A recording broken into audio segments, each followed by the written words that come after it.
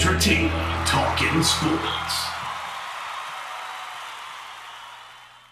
What is going on, football fans? Back at it with another New York Giants video. Hope everybody had a happy Easter out there, and I'll definitely have a couple of videos up for you guys today, and I think I'll probably be live tonight for the mock draft simulation, so hopefully you guys come by for that. But in my first video, I really wanted to talk about this subject. It was something I had on my mind all yesterday, and sometimes when I get video ideas, I can't help myself. It was actually prompted by Bad Dog's video when he was talking about the offensive line and how Saquon Barkley is a good enough running back, essentially, to still play well without a very strong offensive line. And, I mean, I agree with that. He's done it throughout the first 2 years of his career, but he would only be better if he had a strong offensive line. And, of course, the New York Giants have made a commitment to the ground game. And when you look at the numbers, and we're going to get into all of them, of just how poorly they've been able to use that weapon over the first 2 years of Saquon Barkley's career, it is startling. A common talking point for a lot of people that want to go offensive line is the fact that, and I've said this many times, is the fact that it should drive up time of possession, and by doing so, it should keep your defense fresh and in turn help the defense. Of course, the main talking point that I've had is it will protect your second-year quarterback learning a new offense in his second year, and it will help you build the team around Saquon Barkley and that ground game, which in turn should only help Daniel Jones. We know that better than anybody. Eli Manning, of course, had a great ground attack his first half of his career. You go back and look, we were first in time of possession in 2008, and to me that was the best Giants team ever in terms of regular season, or definitely up there, certainly since I've been watching the team. In 2007, I think we were 5 or 6, and we were top 10 or thereabouts for about a 4 or 5 year span from about 07 to 10. So that is what definitely was a huge contributing factor for why we won football games. Make no mistakes about it. The defense definitely had a lot to do with it as well, but the defense, you could definitely make an argument, played even better because they were fresh. Now, what goes into a strong time of possession? Well, it's both sides of the ball. Of course, if you can't get off the field on defense, the opposing offense is going to possess the ball longer. They're going to have longer drives, so that definitely plays a factor as well, and I'll dive into those numbers too. But our offensive line, everybody knows, there's no secrets, has been horrible. And last year, it wasn't much better. It's still ranked, right around 20 or worse in both run and pass protection. I've tried to be as fair as I can, saying that Daniel Jones may have a lot to do with that, being he's a rookie quarterback. And Dave Gettleman has tried to make it a focal point to improve this offensive line. And I do think by getting a tackle in this year's draft, it would definitely help that, along with hopefully a center, potentially in round 2 or 3.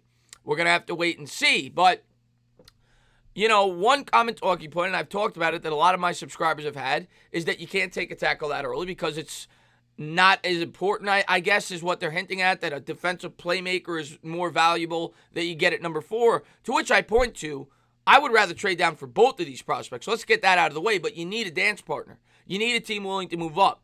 But I can make the argument that you can make just as strong as an argument that you should trade down for Isaiah Simmons as you could for a tackle. There hasn't been a middle linebacker drafted in the top 4 picks in the last decade. And it might even be longer than that. I haven't gone back further.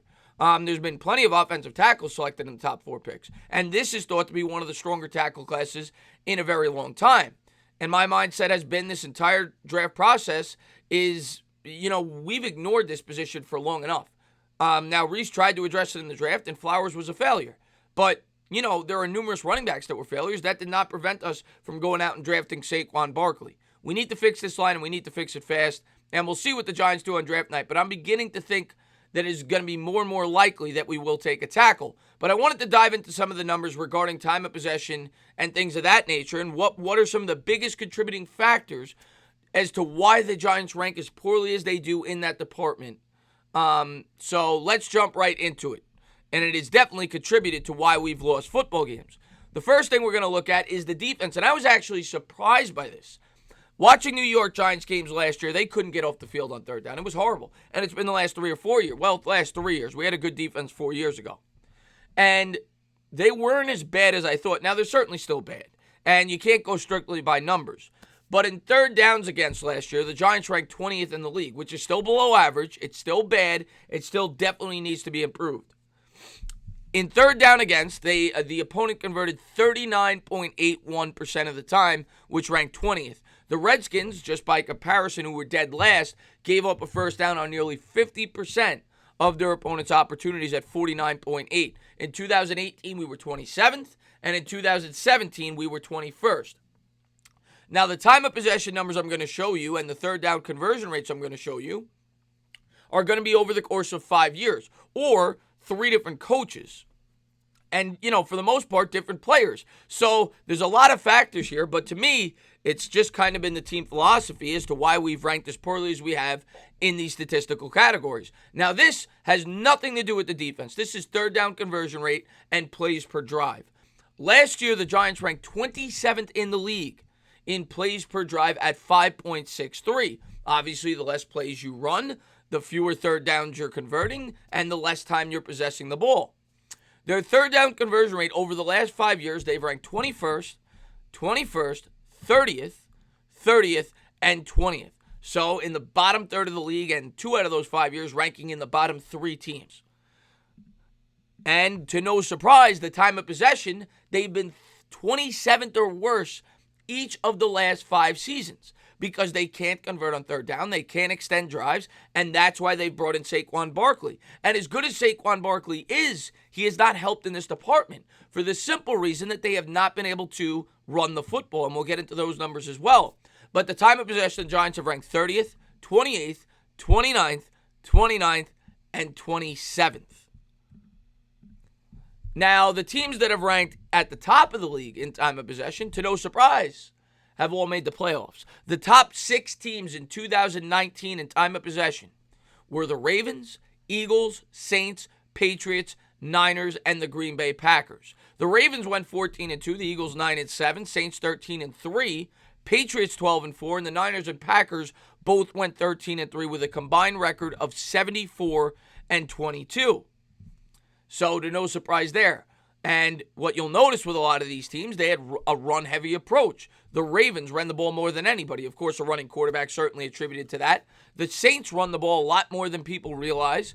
The Niners ran the ball a ton. So, these were teams that ran the ball a lot. The Packers ran the ball more than you think as well. In 2018, to no surprise, the top 5 teams in time of possession all made the playoffs. The Ravens, Patriots, Bears, Eagles, and Saints. Ravens 10-6, Patriots 11-5, Bears 12-4, Eagles 9-7, Saints 13-3, with a combined record of 55-24, showing you that obviously it's common sense. The longer that you possess the ball, the more you win football games, the more you wear down an opposing defense. This is a pretty startling stat. The Giants addressed a second overall pick in a running back, and you would think when you address when you draft a running back higher than anybody has in recent history, you would think you'd be running the ball more than most teams, or at least on league average. The Giants have ranked 29th each of the last 2 seasons with Saquon Barkley at running back, with 22.6 carries as a team in 2019 and 22.1 in 2018. Now, some of that could definitely be attributed to Pat Shurmur. Some of that could definitely be attributed to the defense. You fall behind in games. But make no mistakes about it. Definitely a big part of that has to do with the offensive line and the inability to create running holes for Saquon Barkley. If you can't block, you're not going to be able to run consistently. Yes, Saquon Barkley has certainly put up gaudy, stats over the course of his first 2 years, but a lot of that has to do with the fact that he's broken big runs. And some may say that Barkley's not that type of running back, that you're going to be able to run between the tackles like a guy like Ezekiel Elliott. I beg to differ. Now, I'm not going to say he's a power back. He's not a grinded out back, which is why I've been pretty outspoken as to why I would look to draft a bigger running back in this year's draft. But I don't care how big the running back is. He's not going to run effectively if you don't improve this offensive line. And I do think Saquon Barkley could carry the load and be a guy that runs between the tackles. The guy is built like a house, right? He's incredibly muscular. He's fast. He has every attribute you could want. Now, he's definitely a home run hitter, and he's going to look to take it to the outside when he can, which is why he led the league in 20-yard and 40-yard touchdowns in his rookie season. But make no mistake about it, being a ball control offense and a team that runs the ball down your throat, which is what this team should be trying to get back to, not only is going to help your quarterback with Daniel Jones, but it's going to help your defense. It's something that the New York Giants have gotten away from over the last 7 or 8 years. And some of it has to do with poor drafting. Some of it has to do with team philosophy. And some of it has to do with poor defense. There's contributing factors on both sides of the football to this. But the offensive line, to me, is the biggest contributing factor. And having a second-year quarterback and a third-year running back that you've invested that high of picks in only makes sense to address the offensive line. Now, like I said at the beginning of this video, in a perfect world, I want to trade down. And hopefully we do. Hopefully we find that partner. Hopefully the partner's the Chargers or the Dolphins or the Jaguars. But if they're not willing to trade down, or if they trade up with the Lions before they do it, we're gonna have to sit there and make the decision between Isaiah Simmons and a tackle. And like I've said all along, I will not be upset with Simmons. But if you ask me, what's the important need for this football team to get back to where we need to be? And it may not happen in the first year, but we need to start building towards that. It's the offensive tackle. And this, to me, is the draft to do it. I know there's a very strong offensive tackle in next year's draft, but you don't know where we're going to be picking. I would take him now to protect your quarterback and to block for Saquon Barkley. As always, guys, if you liked what you watched, please subscribe, drop a comment, maybe give me a little thumbs up. Cheers.